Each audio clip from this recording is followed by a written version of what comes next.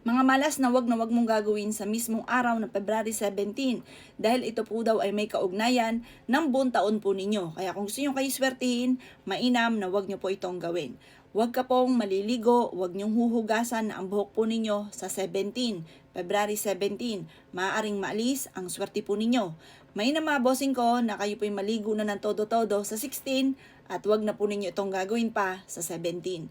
Wag na wag ka ring magwawalis sa inyo pong loob ng tahanan, maging sa labas, kaya mag-general cleaning ka na ng 16.